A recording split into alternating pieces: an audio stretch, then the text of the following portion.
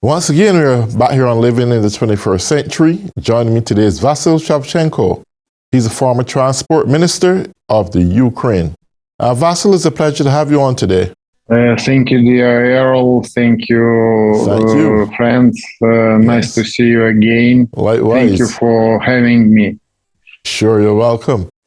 Yes, so I've got some good news. It looked like you all are really putting Russia to the test. Apparently, Putin had reached out to Kim Jong-un of North Korea and asked North Korea to sell them back some of their old arsenal to fight the war. It looks like Russia used up all the equipment, military equipment and arsenal, and they are very, very low. That's a big achievement for the Ukraine right now. Yes. I can tell that now we have 7 months Ukraine's people struggling against Russia's invasion. You know, it was really difficult time. We have had a lot of cruelties from Russia's troops. We have had a lot of losses, and now I can say that third day Ukrainian troops started counter operations, and during last 3 days have captured back Ukraine territory, and it's about 2,000 and half square kilometers, and Ukrainian forces are still fighting for further territories, and during this operation have been liberated more than 30 settlements and 2 cities, and now I can tell that Ukrainian forces do their work really cool, and we understand that we are fighting against more powerful countries who have nuclear weapon and who threat all countries around the world. And we understand that it's their chance. It was their chance to show for the world how strong were their troops, but Ukrainian forces have eliminated enemy's troops, and we are still fighting against enemies. And I'd say that we would thank every Americans for support we have from United States directly and from countries who belong to community Ramstein. It's NATO framework, and we would like to thank every countries who support Ukraine in this really heavy time, and for every Ukrainians. Russians are still shelling Ukrainians' peaceful cities, and still shelling close to battle line, second biggest city in Ukraine, the Kharkiv. Today they have killed few Ukrainians. It was civilians who didn't manage to hide, to shelter, and they were killed by Russians. And I can comment that all Ukrainian cities from the east to west have known what is Russia's shelling and what is Russian peace operation. And we understand that it's cruel war after Second World War we have seen, and I think that every countries around the world have seen. And we understand that we have threat from them, but we are still fighting. We have no chances instead of our victory, and we are still fighting, and we will do our best to defend our countries, to defend our families, and to defend our land. And I can say that now Ukrainian forces are being changing. We have Western support, and yesterday in the Ramstein meeting was discussed situation concerning supplying additional ammunition for Ukrainian troops and additional equipment for Ukrainian army and additional training course in Great Britain. And there were a lot of questions and there were a lot of discussions. We understand that Russia use a different type of weapon against developed country around the world. They are going to stop supplying natural gas to Europe. They are threatening blocking Ukrainian ports for supplying grains around the world. And I wanted to remind that Ukraine supply food for a number of countries. It's for around 400 million people, and now it's blocked by Russians, and Ukraine managed to sign grain deal, and now we slowly fulfill our obligations, and we faced with building new logistics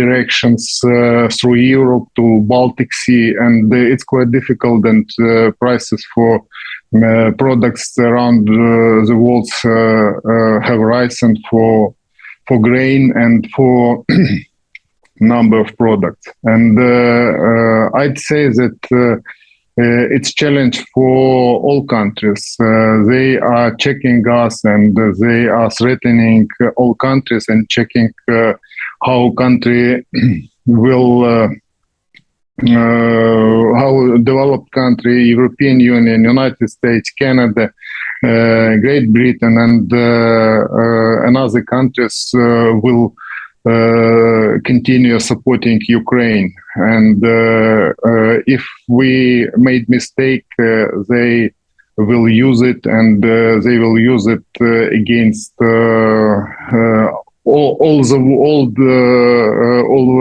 world and every country. And now I can tell that Ukrainians believe that we count for our allies, and we believe to our allies, and we will fight against in spite this support from different countries. And I'd say that offensive operations for Ukrainian troops demand a lot more ammunition and a lot new sophisticated technologies just to have opportunity to win in really cruel battles, because we understand that Russia has a lot of artillery systems and has a lot of Soviet a new era ammunitions, and they have last generation aircrafts, and it's really serious to resist really powerful country. But we received opportunity with new technologies from United States, from motor systems, from rocket missiles system, which allow us to prevent this action.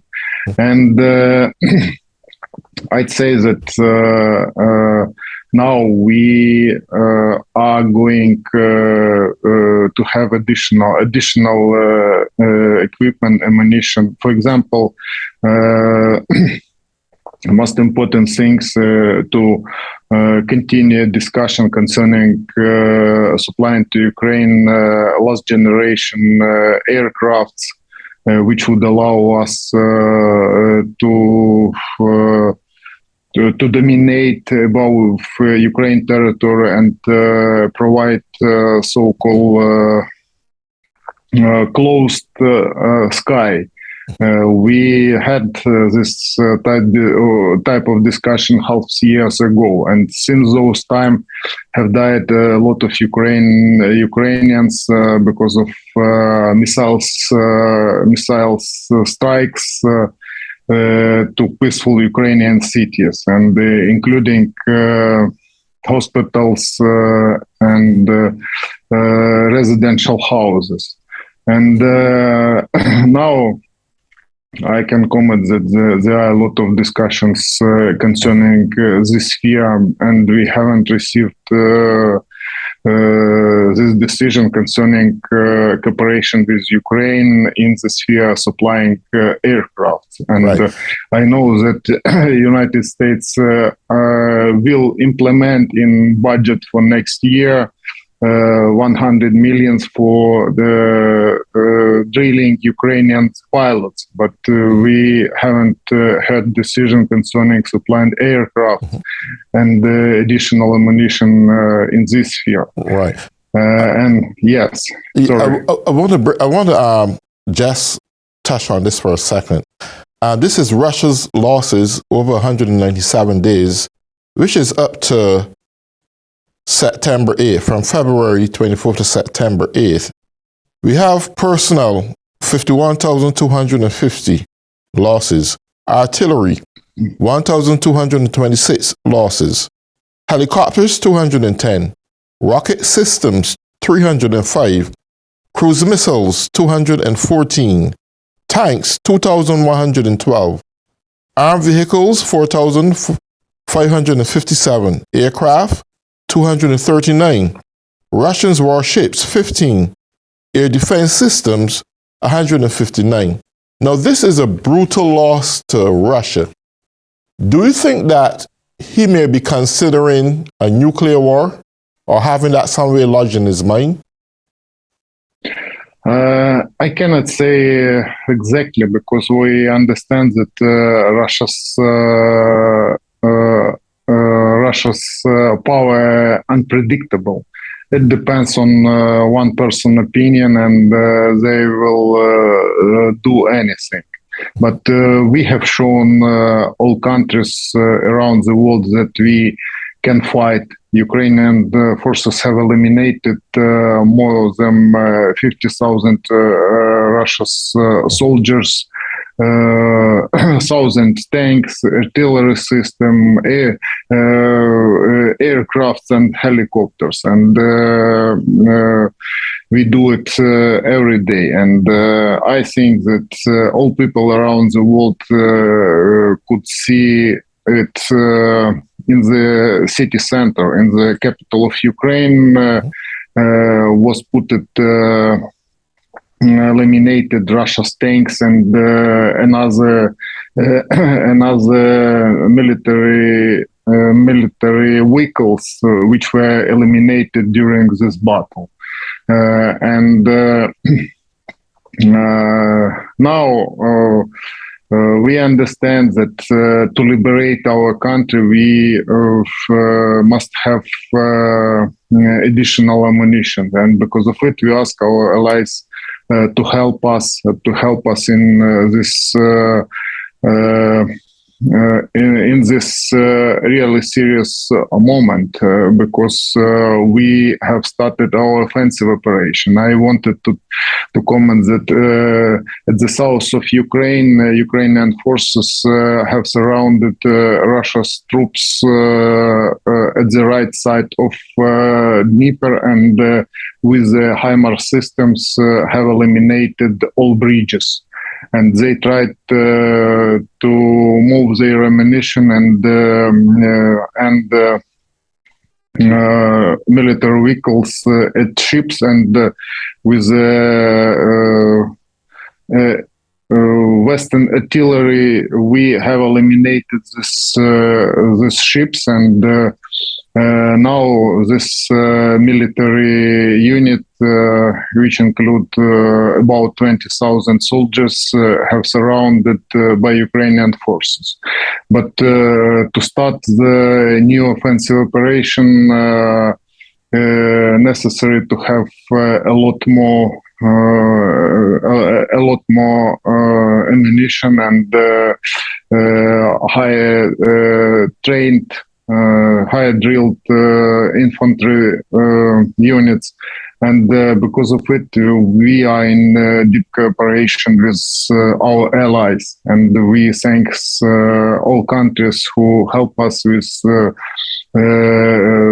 drilling our units and with supplying weapons. We are really thankful for our neighbors who help us, who allow to supply through their territory additional ammunition for Ukrainian troops, because we understand, and our allies and our neighbors understand, that we defend not only ourselves, we defend democracy, and we fighting for our country's future and for future all developed world, because it's threat for all countries. Autocracy will lead only to next war.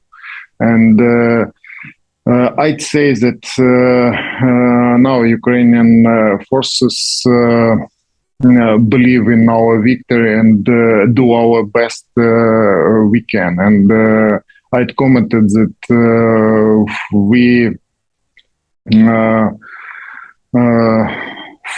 are working with Western support in budgeting.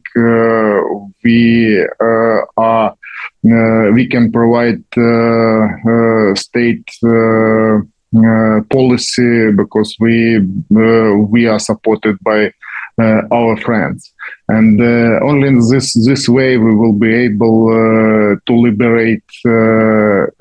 liberate our country and to defeat cruel enemy who decided that he can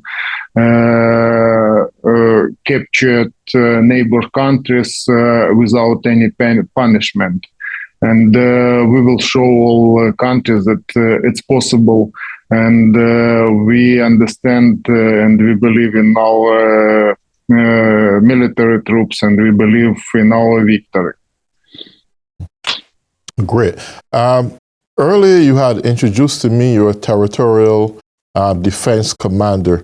Is he still alive? No. Now we have different type of territorial defense forces. We have volunteer territorial defense forces and territorial defense battalion, which were formed in brigade, and these battalions were sent to the battle line. I participate in forming one battalion, which was headed my friend, and another my friend was head of squadron, and his squadron get to cruel life, and during a couple of weeks they were under really serious shelling, and number of soldiers were killed, and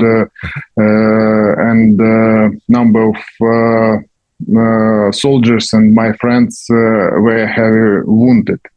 But after withdrawing, this squadron was reorganized, and now is fighting at the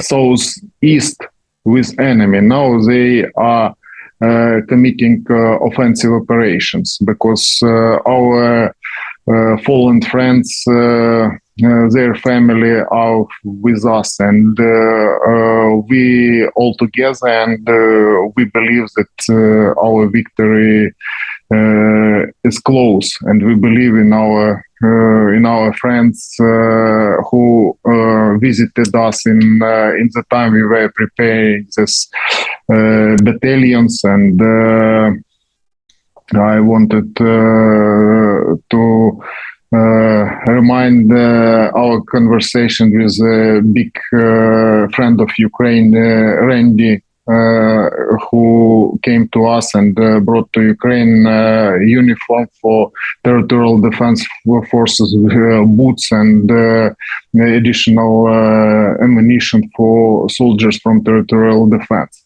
And after changing law, territorial defense units joined to military forces and became military forces units who are fighting together with soldiers from whom were formed military forces before.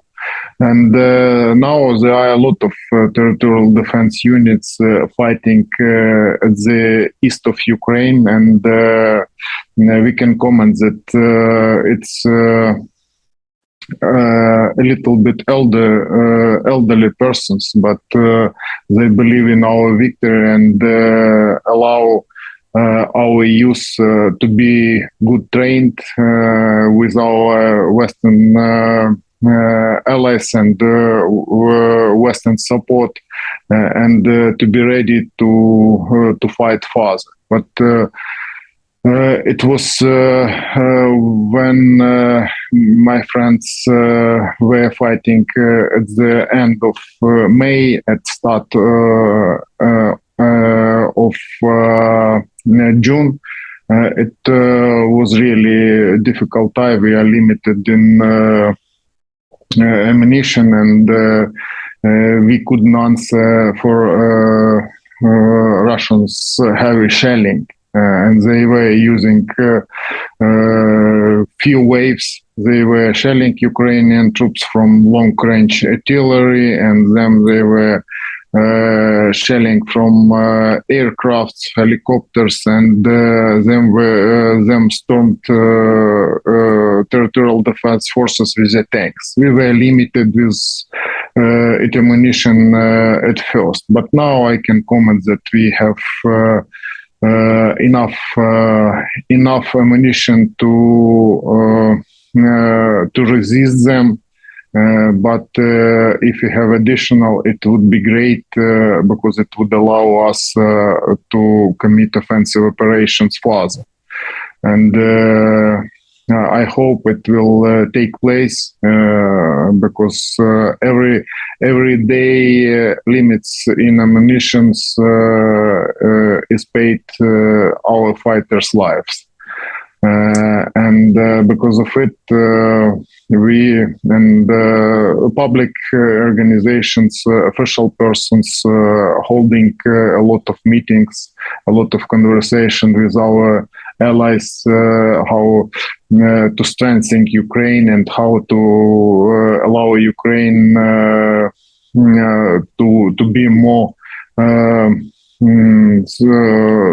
more competitive and have a lot of advantages at our enemies. But no one knows how long will this war lasted. We will try to liberate the territory soon, but we have different Is there still a analysis vast forecast. migration of refugees leaving Ukraine right now? No. Now we can tell that there are a lot of Ukrainians who left Ukraine early in the spring, now came back. For example, if you visited Kyiv, the capital of Ukraine, in early March, you will be fortificated city for fighting with the enemy, with tanks and with really serious enemies. But now it's changing slowly. But people are coming back, and now we can tell that Kyiv looks better. People are coming, and first of all, a lot of people came back to send children to school. Students who are going to go to universities, but now haven't made decisions that they have to so we visit. have come to the remaining last minute of the show. I want to really thank you for tuning in and giving that vital part of information from Ukraine. And to all those who have been tuning in or living in the 21st century, have a nice day. Bye-bye.